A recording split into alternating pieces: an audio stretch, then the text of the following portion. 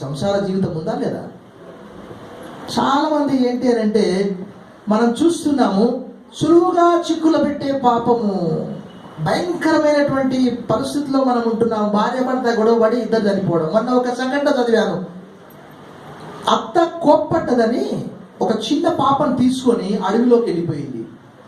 4 రోజులు అక్కడ అన్నం లేక ఆ పాప చచ్చిపోయింది. ఆ పాపను ఒక చోట పూడ్చి కొండ దిగి, అయ్యా నాకు ఆకలి అవుతుంది, అన్నం పెట్టండి అని అడిగింది. మరి హానోకు కష్టాలు రాలేదా? తర్వాత యూదా పత్రికలో రాయబడినటువంటి ఒక రహస్యం ఏంటంటే, ఓ యూదా దేవుని గురించి ప్రవచించాడట, దేవుని రాకడ గురించి ప్రవచించాడట. అది కేవలం యూదా పత్రికలోనే రాయబడ్డది, అది రహస్యం. కాబట్టి కుమారులను కుమార్తెలను కని దేవునితో నడిచాడు. దైవజనుడు కానీ విశ్వాసి కానీ, ఈ లోకంలో నేను ఒక చిన్న రహస్యం చెప్తాను. ఏంటి అని అంటే, సేవ చేసే వాళ్ళు ఫుల్ టైం పాస్టర్స్ ఓన్లీ 10%. విశ్వాసులే పనిచేసే చోట, నివాసం చేసే చోట దేవుని గురించి సాక్ష్యం ఇవ్వాలి. మిగతా వారంతా కూడా లే పీపుల్. ఈ రోజుల్లో బైబిల్ ట్రైనింగ్ చేయాలంటే 4 సంవత్సరాలు విడి చదవాలంటే 4 లక్షలు అవుతాయి. ఎవరి దగ్గరికైనా పోయి ఏదన్నా అంటే సహాయం అడగాలంటే పోవా బీటెక్ చేయొచ్చు, బీటెక్ చేసి చాలా డబ్బులు వస్తాయి, పాస్టర్ ట్రైనింగ్ ఇన్ని పైసలా. ఈరోజు సేవకు ఎవరు కూడా రావడం లేదు దేవుని సత్యాలు బోధించడానికి. హానోకు దేవునితో నడుస్తూ నడుస్తూ సంసార జీవితము కలిగి ఉన్నాడు.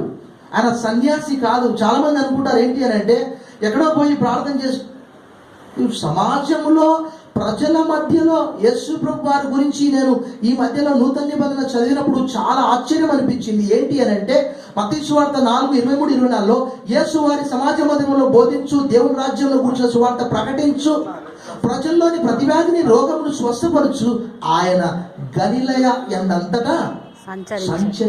ఎంత దూరం నడిచాడు ఆయన. ఈ మధ్యలో నేను రాత్రి సమయాల్లో ఒక పుస్తకం చదువుతున్నాను. ఆ పుస్తకంలో యేసు ప్రభు వారు మనకు 1 నుండి 12 సంవత్సరాల వయసు వరకు ఆయన జీవితం లూకా సువార్త 2వ అధ్యాయంలో మనకు చూస్తాం. 12 సంవత్సరాల వయసులో ఆయన దేవాలయంలో కూర్చొని బోధకుల మధ్యలో అనేక ప్రశ్నలు వేస్తూ ఉన్నాడు. ఆ 12 నుంచి 30 సంవత్సరాల వరకు ఆయన ఏం చేసి ఉండొచ్చు? పాపం పేద తల్లిదండ్రులు కదా, కార్పెంటరీ పని చేసి ఉండవచ్చు.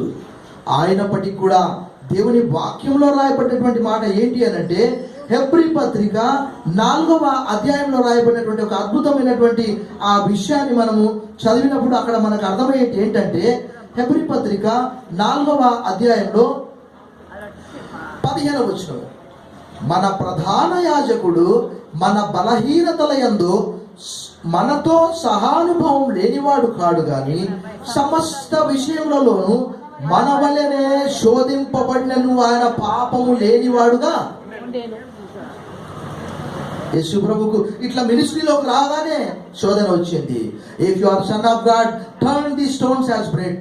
నీవు దేవుని కుమారుడవైతే ఈ రాళ్లను నువ్వు చెప్పినట్టు చేస్తే నేనేది, ఇంకా నువ్వు చెప్పినట్టు చేయడానికి నేను వచ్చానా?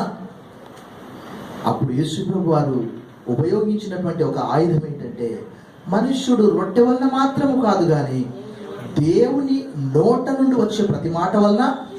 ఈరోజు మనకున్న ఒక కొరత ఏంటి అని అంటే, వాక్య కొరత. లోకం మన లోపలికి వచ్చేసింది. లోకాచారాల ప్రకారం ఎక్కువ మటుకు పరలోక నిరీక్షణ కాదు, ఈ లోక నిరీక్షణ.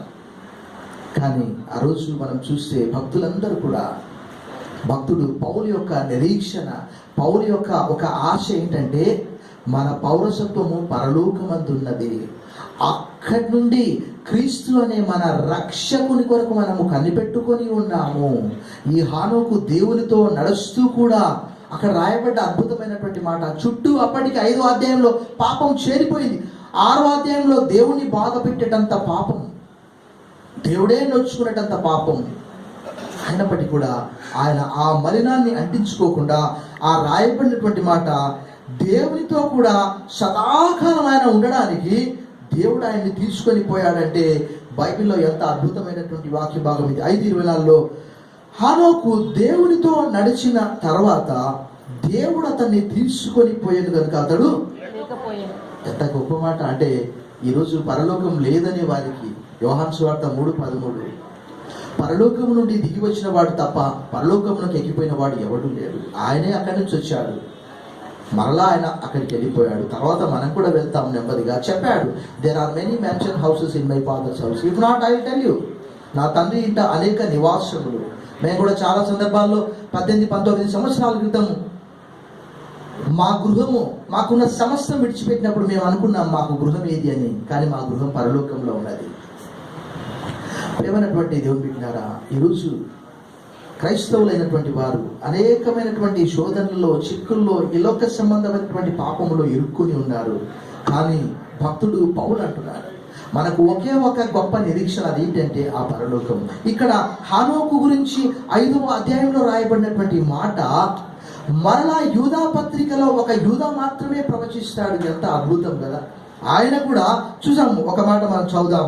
యూదా పత్రికలోని ఆ మాట చదివినప్పుడు ఆ అద్భుతమైనటువంటి మాట, ఆయన కూడా యూదా పత్రిక 1వ అధ్యాయం, అందులో అక్కడ రాయబడినటువంటి మాట ఏంటంటే 14-15 వచనాలు, ఆదాము మొదలుకొని 7వ వాడైన హానోకు కూడా వీరిని గూర్చి ప్రవచించి ఇట్లను, ఇదిగో అందరికి తీర్పు తీర్చుటకును వారిలో భక్తిహీనులందరూ, భక్తిహీనంగా చేసిన వారి భక్తిహీన క్రియలన్నింటినీ గూర్చి, భక్తిహీనులైన పాపులు తనకు విరోధంగా చెప్పిన కఠినమైన మాటలన్నింటినీ గూర్చి వారిని ఒప్పించుటకును ప్రభువు తన వేవేల పరిశుద్ధుల పరివారంతో